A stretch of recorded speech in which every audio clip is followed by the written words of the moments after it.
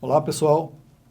Bem-vindos a mais um podcast do Acontecendo Aqui. Estamos gravando aqui no estúdio do Instituto Bertol, em Florianópolis. Hoje recebo com muito prazer, é uma honra para mim receber aqui Johnny Silva, colunista do Acontecendo Aqui. Eu vou botar colunista aqui em primeiro lugar, não por ser o mais importante, porque é ordem alfabética, Acontecendo Aqui. Johnny escreve no Acontecendo Aqui há 3 anos, sobre carreira, sobre desenvolvimento profissional. Já temos 60 artigos dele lá, com grandes nomes do mercado nacional e internacional. Recomendo que vocês deem uma passada, quem ainda não conhece a coluna dele.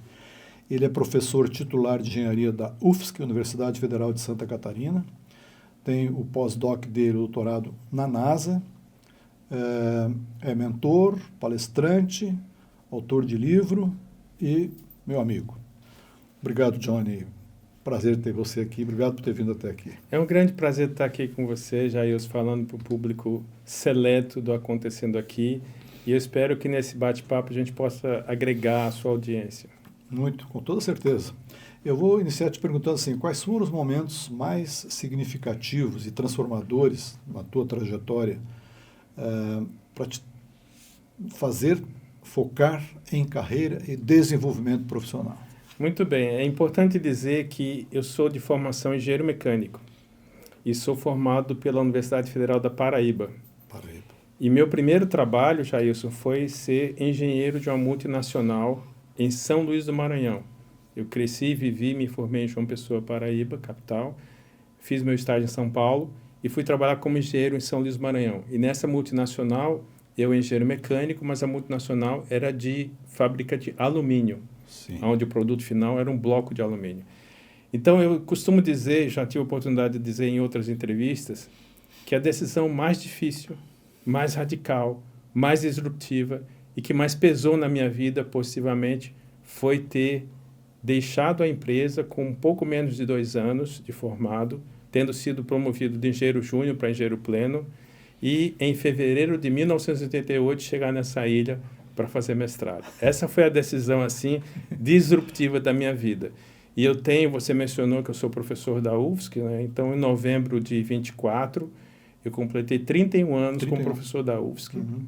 E tenho muita gratidão pela universidade, porque daqui eu pude ir para o Japão, onde fiz especialização na área depois do meu mestrado, pude fazer parte do meu doutorado na Inglaterra, onde eu fui pesquisador visitante da Universidade de Lancaster, e pude fazer meu pós-doutorado na NASA, onde eu morei 1 ano no Vale do Silício, trabalhando com pessoas do Ames Research Center.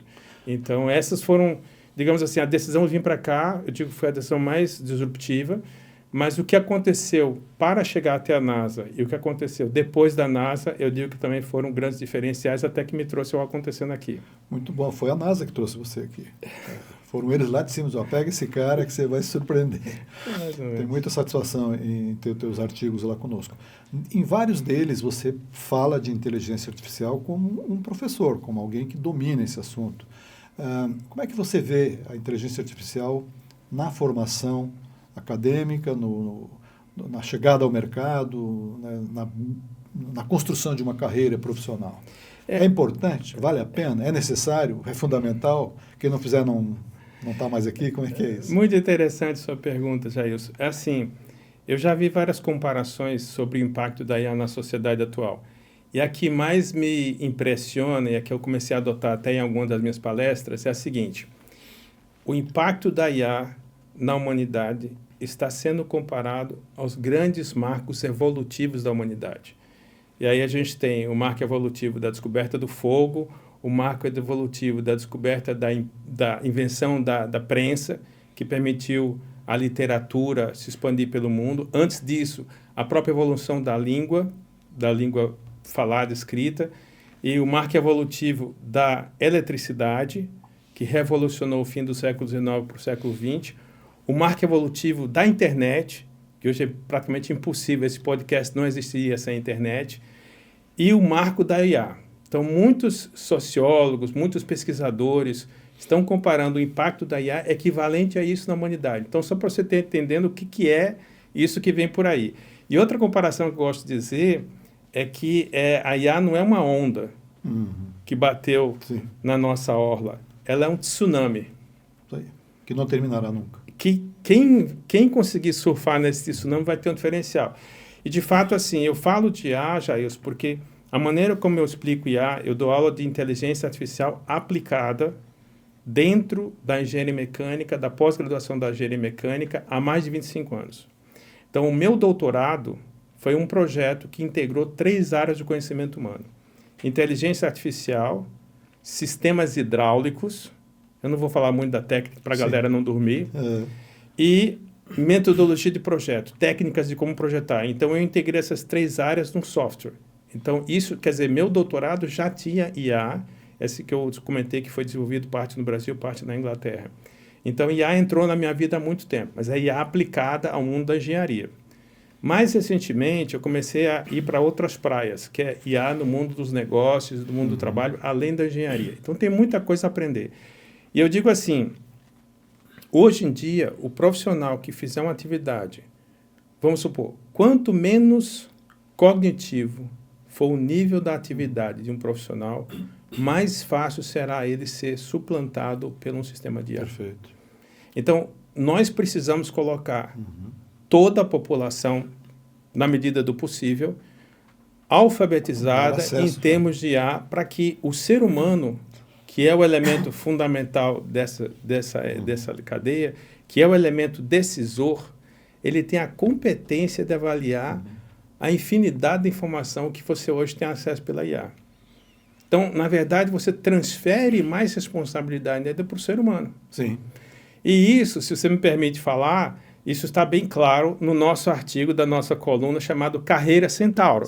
Então, se você tiver agora na internet, você vai lá, procura no Google Carreira Centauro e você vai ver uma coluna que é no portal Acontecendo Aqui, explicando como ser um profissional centauro nessa fase da humanidade. E é surpreendente ler aquele artigo. Ele é muito impactante. Está tendo uma excelente repercussão nas redes sociais. Bom, eu queria te perguntar o seguinte, na tua abordagem profissional, está clara lá a internacionalização que você buscou para chegar no patamar que você chegou. Quais são os desafios e quais são as oportunidades que você enxerga para jovens, para quem está começando, para os empreendedores que pensam em ter uma atuação global? Porque você entrevistou inúmeros profissionais que vivem lá fora, que são brasileiros, empresas espetaculares que estão lá fora. Então, você convive muito com esses bem-sucedidos profissionais.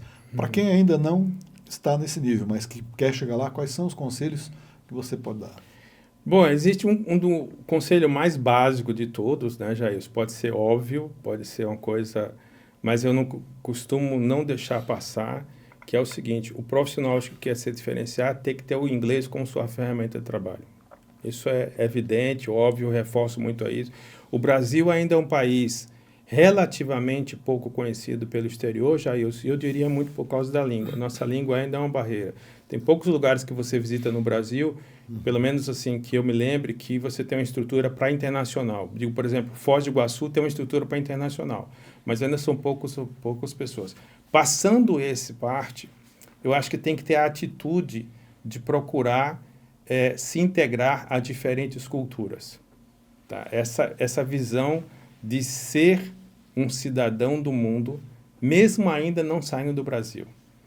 E eu digo isso de maneira muito natural, porque há mais de 40 anos eu sou membro de uma comunidade internacional, que é a comunidade Bahá'í, e pela comunidade Bahá'í, há mais de 3 anos, eu sou membro do Conselho Deliberativo da Escola das Nações. Escola das Nações, para quem não sabe, é uma escola internacional em Brasília, que tem mais de 40 anos, que forma alunos que vão para universidades brasileiras e universidades internacionais. Então, é uma escola certificada com padrão internacional. Sim. Então, essa escola ela usa 2 pilares, que é excelência acadêmica e cidadania mundial. Então, a pessoa tem que se abrir para o mundo antes de sair do seu país. E o terceiro ponto que eu gostaria de dizer é buscar canais de acesso. Vou dar um exemplo.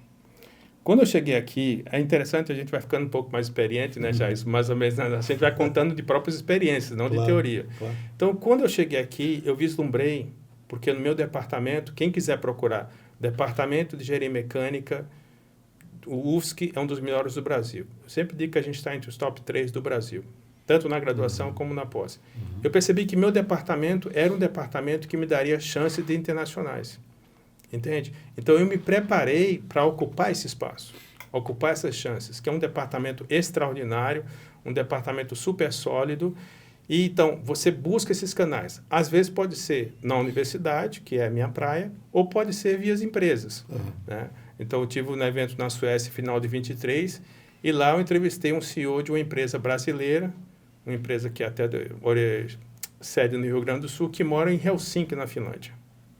Então, esses canais hoje podem acontecer tanto pela academia como por grandes empresas. Você sabe que eu entrevistei, por exemplo, o diretor de inovação da WEG, que foi um brasileiro que durante alguns anos ficou responsável por uma planta dessa empresa na China. Ele é o diretor de inovação global, né? Exatamente, diretor, e eu tenho a honra de dizer que ele foi nosso aluno da engenharia mecânica, entendeu? Que ótimo. Então, quero dizer, as oportunidades de internacionalização hoje estão muito mais disponíveis, acessíveis, do que na minha realidade. Perfeito. Só pegar, né? Só se dedicar. Mas tem que se preparar para pegar o bonde. A disciplina, é isso aí.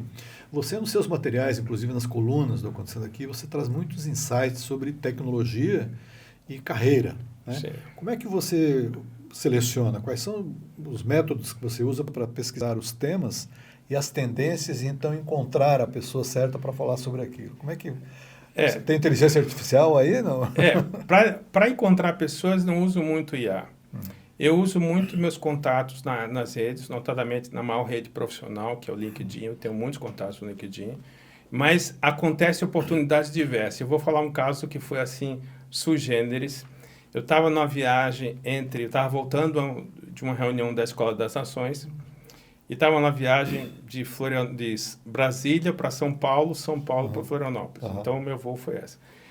Mais ou menos 30 minutos antes de chegar em São Paulo, antes de aterrissar para São Paulo, eu vi uma senhora do meu lado, lendo um livro e eu puxei assunto com ela. Resumo dessa história. Quem era essa pessoa? Fernanda Delgado, presidente da Associação Brasileira das Indústrias do Hidrogênio Verde. Só isso. É recente, tem 3 ou 4 questões. Recente. Isso aqui, então, e ela estava vindo de onde? De uma audiência no Senado Federal sobre a Associação Brasileira das Indústrias do Hidrogênio Verde. Que genial. E eu conhecia o que é o hidrogênio verde, assim, em termos superficiais, etc. E, por coincidência, tinha 2 pessoas que eu conhecia que ela conhecia. Uma que tinha sido uma alta executiva da Petrobras e o diretor da WEG. Certo. E a gente ficou conversando. Resumo. Pouco tempo depois, a Fernanda Delgado nos concedeu uma entrevista para a nossa coluna de carreira. Sim. Entende? Por quê? Porque, nesse caso, ela tinha uma pessoa extremamente competente, doutora em engenharia, e uma executiva. Ela tinha sido, acho que, diretora executiva do IBP, Instituto Brasileiro do Petróleo, e foi chamada para ser diretora, CEO dessa associação que está assim, super evidente, né, a indústria do hidrogênio verde. Então, os assuntos são assim, eu fico antenado para ver pessoas que tenham carreiras que sejam significativas. Sim. E em termos de assunto, como eu estava falando recentemente para um colega, eu busco diversidade de assuntos. Então, na nossa coluna de carreira, nós temos sobre atitude e propósito, mas também nós temos sobre diversidade e inclusão, nós temos histórias de superação, temos vidas de executivos, quer dizer, pessoas que trilharam a escada executiva, né, a chamada carreira executiva, mas também pessoas que fizeram transição. Eu costumo dizer que tem para todos os gostos. Tá? É difícil você pensar em alguma coisa de carreira, né? Você que está aí ligado, está pensando em transitar de carreira, etc. Eu transitei de carreira na minha vida, eu falo com competência, mas sempre aprendendo. Então, lá você busca um lugar onde você possa ter insights sobre a sua carreira profissional. Porque uma pergunta que eu faço no final é: qual é a sua dica, etc., para quem quer ser referência nessa carreira? Perfeito. E a última entrevista, última não, né? A mais recente. A mais recente, não a última, né? Jamais. A mais recente foi de um cara sensacional, que eu conheci recentemente em Network. O cara transitou de uma vida de referências em eventos no Rio de Janeiro para uma carreira. Foi o último. Eu estou lembrando a imagem Gimme dele. Dornelas. Gimme Dornelas. E foi uma entrevista simplesmente sensacional. E eu entrei no clube. Porque esse clube chama-se Clube dos Imparáveis. E aí eu ouvi a definição do que é uma pessoa imparável. Eu falei, acho que eu sou essa pessoa imparável. Porque assim, eu digo assim, Jailson, não é por ter atingido um pico na área do conhecimento, vai ficar no conforto, não, que você jamais. não vai ficar na área do conforto. Você deve buscar outros picos a serem galgados. E essa é a minha postura. São aqueles incômodos favoráveis, né? Beleza. Positivos, né? Exatamente. Positivo. Inclusive, você entrevistou a CEO do Great Place to Work. Foi uma Exatamente. Belíssima. Daniela. Que ela trouxe de informação também. Exatamente. Pode recomendar para a galera acompanhar na tua coluna. Quer saber como transformar a sua empresa num lugar excelente para trabalhar? Um dos maiores especialistas no Brasil, Daniela Diniz, acho que é Daniela Diniz, é Great Place to Work. É isso aí. Diretora Great Place to Work. Está puxando pela memória. Total. Tem que fazer o exercício. Uma coisa que eu queria te explorar é o seguinte: como é que você vê a evolução tecnológica constante e permanente e eternamente mexendo com os profissionais que estão em busca de se adaptar a essas mudanças e as tendências? O que você recomenda para quem está nesse momento assim, procurando na carreira, estudo aqui, invisto aqui? Você falou do inglês, ok, mas eu não quero mercado internacional, eu quero aqui. O que você traz e quais são os cuidados que tem que ter esses jovens, esses empreendedores, com essa evolução constante da tecnologia? Eu acho que a principal recomendação, que isso também virou moto na minha vida, é o chamado de lifelong learning, aprendizado contínuo durante toda a sua vida. O profissional hoje que quer ter um diferencial, eles têm que estar em constante evolução de aprendizado. Eu digo que cada organização, independente de qual seja, na universidade é mais típico, porque o nosso elemento essencial é o conhecimento, mas em qualquer organização a gente pode olhar as organizações como ambientes com trilhas de conhecimento. Então eu tenho que oferecer para o meu colaborador não só um plano de carreira salarial, mas uma trilha de conhecimento para que esse meu colaborador não pense em deixar a minha organização. Até pode ser uma situação que ele não consiga ver um horizonte bem claro na organização e deixa, até melhor, talvez para os dois. Mas que, antes disso, ele busque vários planos na organização, como trilhas de conhecimento. E, para isso, ele tem que estar disponível, tem que estar disposto a procurar o conhecimento de maneira acessível. E aí eu estou falando em todas as fontes. A gente pode hoje ter muitos conhecimentos, muita fonte de conhecimento de maneira, às vezes, até gratuita e pela internet. Né? Mas tem que selecionar o joio do trigo para não entrar em roubadas. Exatamente. Nem tudo que está na internet é fato. Então, esse é um ponto importante. E ter uma perspectiva de multicultural. Porque é assim, Jailson, mesmo que a pessoa não saia do Brasil, se ele for crescer na profissão, dificilmente ele vai não se deparar com um ambiente internacional na sua organização hoje. Entende? Então, assim, eu sou super favorável e adoto essa postura. Tem uma frase, eu tive a oportunidade em 2019 de visitar a Índia. E quando você visita a Índia, não sei se você já esteve na Índia. Não. Tem um evento lá que é você visitar o mausoléu de Mahatma Gandhi e ao lado dele tem uma estátua. E embaixo dessa estátua o guia faz você parar e tirar uma foto. É quase obrigatório. E tem a frase de Mahatma Gandhi que diz: "Be the change you wish to see." Seja a mudança que você quer ver. Então, se você quer ver um mundo mais integrado, seja um indivíduo mais integrado. E, para isso, a questão multicultural, independente de você sair ou não do Brasil, eu acho essencialmente vital. E o brasileiro sempre teve essa imagem de polivalente, né? Ao contrário de Estados Unidos, que tem muito especialista profundo. Né? Nós tínhamos, pela criatividade ou pelos desafios, um povo mais aberto à multicultural. No mundo acadêmico você não vê muito isso hoje, você que vive na academia hoje em dia? No mundo acadêmico, total, né? Agora, para deixar bem claro, né? Sem coisa para a pessoa pensar que eu não estou falando das nuvens.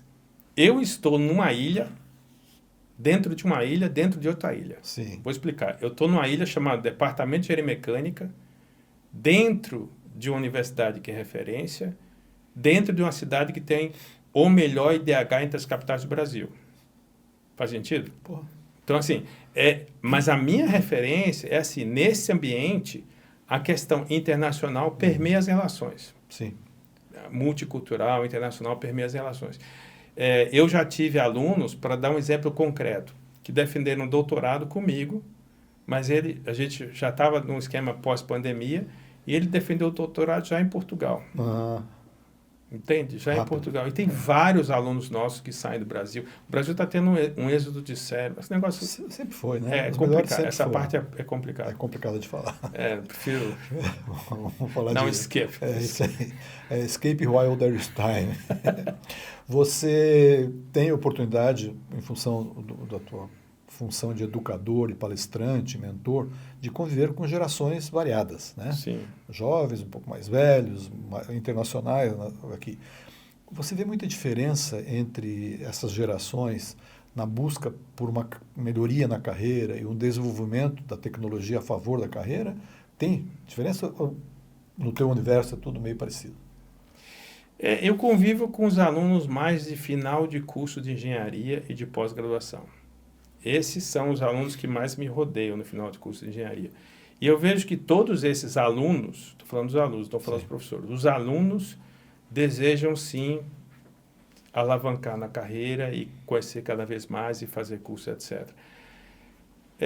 Eu tenho, obviamente, um grupo social de pessoas que não são tão ávidas por buscar o conhecimento, digamos assim, com a mesma pegada que eu busco. Eu sou uma pessoa que tem uma autoexigência, né? Algumas pessoas dizem até que é demais, mas tudo certo. Cheguei até esse momento assim, dificilmente eu vou buscar, vou mudar. Mas eu acho assim, hoje o diferencial está nessa postura. Eu acho que existe as oportunidades, como nós falamos anteriormente, estão cada vez mais acessíveis, mas nem sempre essa oportunidade vem acompanhada da ideal postura, né? A postura de abertura, de busca do conhecimento, ela hoje está, em tese, disponível para todos. Existe um problema que a nossa sociedade está enfrentando, que é a questão da aposentadoria precoce. Antigamente, uma pessoa tinha uma longevidade muito menor do que hoje em dia nós temos. Então, tem muitas pessoas que se aposentam e é fato que a pessoa se aposenta. E se não descobrir algo objetivo, concreto a fazer após a aposentadoria, ela pode entrar até alguns problemas sérios. Talvez você saiba do que a gente está falando. Sim. E a plateia, a nossa audiência também. Isso me lembra até que, anos atrás, a UFSC criou um programa chamado Aposentação, que era para preparar os seus colaboradores para a aposentadoria. Dito isso, existe hoje também uma tendência chamada de geração prata. Não sei se você já ouviu falar. Geração prateada. Economia prateada. Exatamente. A economia fica até feliz por isso, né? Porque a gente tem um certo cabelo diferente. 50 anos, né?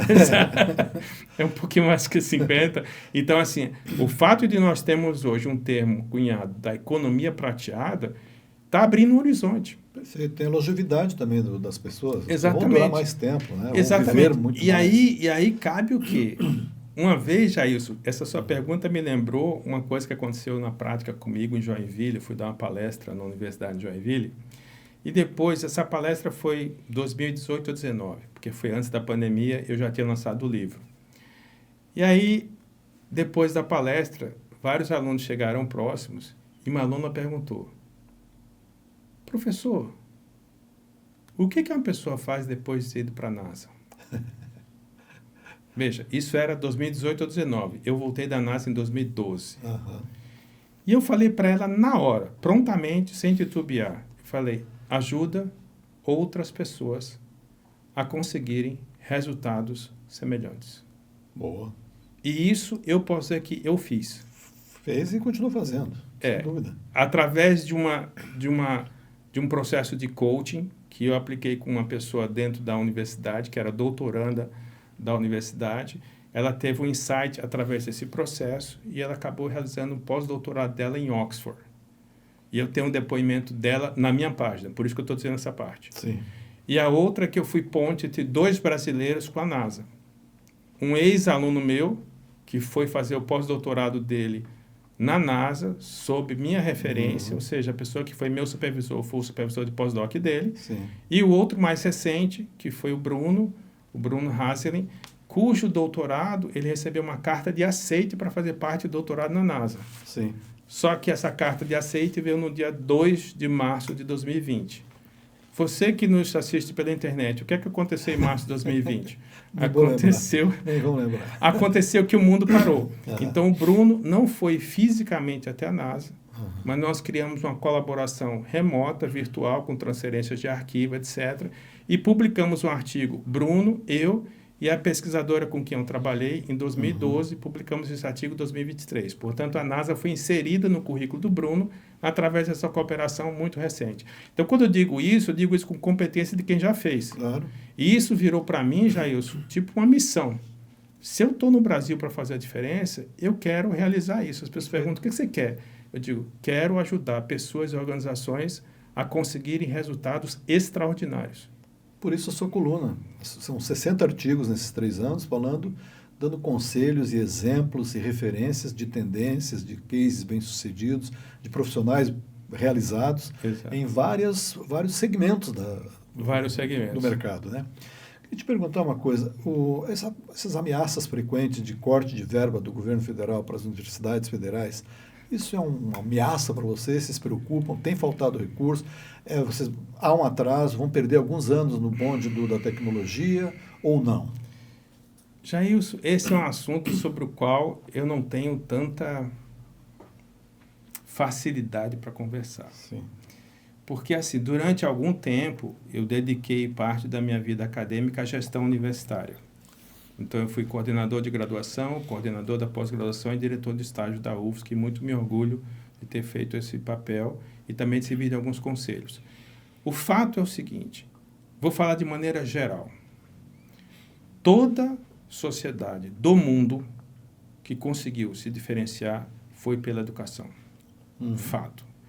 Quando um governo diminui, retém, e a gente tem um caso notório hoje em dia, que não é nem Brasil. Existe um grande personagem, para não dizer outro adjetivo, personagem que está tendo uma guerra contra as grandes universidades. Vou dar mais importante, provavelmente. Exatamente. Tudo isso tem impacto na sociedade. Sim. Agora, mensurar o grau desse impacto é muito difícil. Agora, dentro da minha área, como eu estou num departamento de engenharia mecânica, cujo um dos diferenciais é a intensa colaboração com o setor industrial brasileiro e internacional, esse impacto é relativamente menor do que em áreas que não conseguem captar recursos vindo dessas fontes. Dá para entender essa colocação? Sim, o CERT tem facilidades. Entende? Quer dizer, alguns elementos da sociedade têm mais acesso a digamos assim, recursos governamentais do que outros. Sim. Entende? Mas, com certeza, se há uma diminuição de verba, eu não sei exato, porque eu estou fora da gestão universitária há 5 anos, né? Mas quando há diminuição de verba, acontece um certo retardo. Medir o grau desse retardo, eu não me aventuro a medir. Dizer nada. Mas acontece, isso vai ter impacto na sociedade. Vai. Mas o Brasil já enfrentou vários, digamos assim, desafios no setor público, né? E eu gosto de fazer a seguinte comparação. Hoje em dia, independente do recurso que você tenha, se você tem recurso seu, você manda um seu parente para medicina, para saúde pública ou saúde privada? Se você tem recurso, você manda para a saúde privada. Claro. Certo? Claro. Mas pense bem, colegas que estão nos assistindo na internet.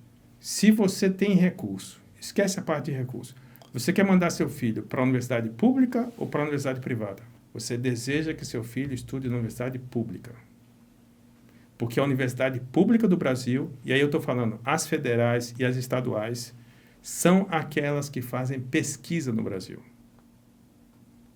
Tirando o sistema da Pontifícia Universidade Católica, o sistema PUC, dificilmente você vai ver instituições privadas com programas de pós-graduação nível mestrado e doutorado. Mas as públicas, e aí eu coloco tanto as estaduais de São Paulo, as estaduais de Santa Catarina e as federais, são as que sustentam a pesquisa e a inovação nesse Brasil. Faz sentido? Claro. Então, se você pode mandar seu filho, você quer que o seu filho vá para uma pública, universidade. Sim. Portanto, a universidade pública no Brasil a universidade pública no Brasil é o último pilar do serviço público federal. É o último lugar onde você pode optar pelos dois, privado e público, você vai no público. É o último. Sim. Se esse morrer, acaba muita coisa. Sim. Eu acredito que não vai morrer. Eu sou um otimista. Se eu não fosse otimista, eu não estaria escrevendo para o Acontecendo Aqui, Claro. né? Que inclusive é um projeto de extensão que a UFSC aprovou. Mas isso a gente tem que ter essa perspectiva. E para encerrar essa fala agora, que você falou que o professor universitário, palestrante, fala para caramba, e é verdade mesmo, eu gostaria de fazer a seguinte comparação. Einstein fala que ele usava muitos experimentos mentais. Então, vamos fazer o seguinte experimento mental. Imagine que toda a população brasileira tem o nível educacional de japonês.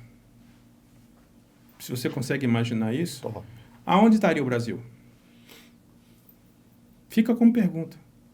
Entende? Então, a gente tem que colocar toda essa galera, tanto quanto possível, na escala do conhecimento para as várias áreas. E nisso, a universidade é fundamental. Eu tive a oportunidade de dar uma entrevista no podcast, que inclusive é referenciado no Carreira Centauro, e eu disse, a discussão se é necessária a universidade ou não é uma discussão superficial. Uhum. Universidade é fundamental, porém ela talvez não seja suficiente.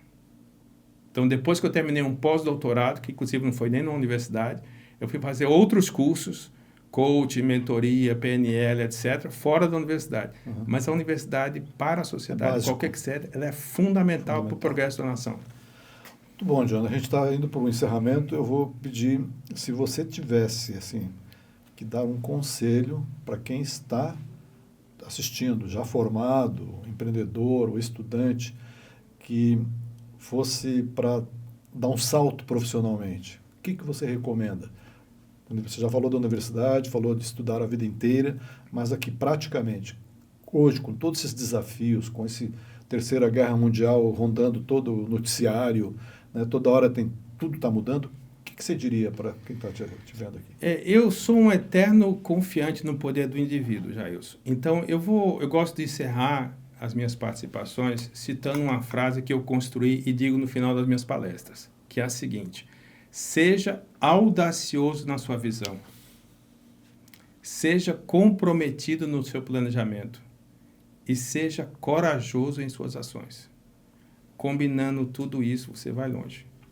São 3 características diferentes.